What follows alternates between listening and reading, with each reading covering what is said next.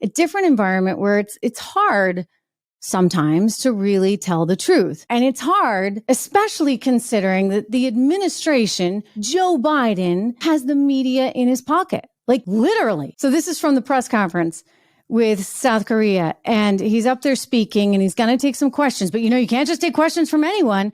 No. These questions in this administration, somehow they have to be pre-screened, and everybody has to tell Joe who the reporter is, who he can talk to, what her name might be, what the question might be. This is Courtney Subramanian.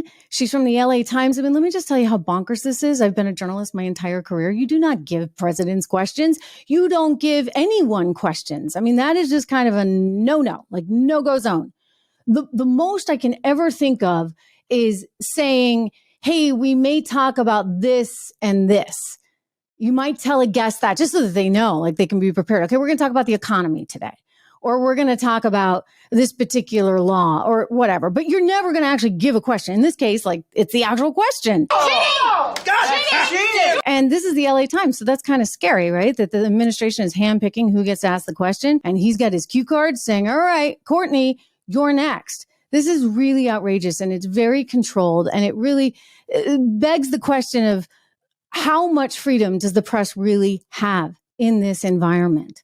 I can tell you just a funny story. I remember years ago, I was a correspondent at CBS News, and Obama was speaking, and this was before he was president. I was out there covering the campaign.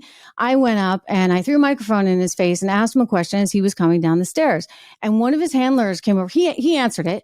I don't remember what the question was, but his handler came over to me and said, "That was unacceptable. You are not to ever do that. And you are going to pay the price for that." I'm like, whoa, buddy, I'm just doing my job. Now, compare and contrast, say, Joe Biden with his cue cards to Donald Trump, who would take questions like all day long. I mean, his staff would be like, come on, we got to go. And he's like, one more question, please. And they would be questions that were all over the place. Nothing was vetted in advance. And in fact, part of his problem was he answered all the questions, right? And he answered them sometimes maybe a little too truthfully. Why do you keep using this? A Because lot of it people comes say from it's China. racist. It's not racist at all. No, not at all. It comes from China. Ooh, deep state sure didn't like that.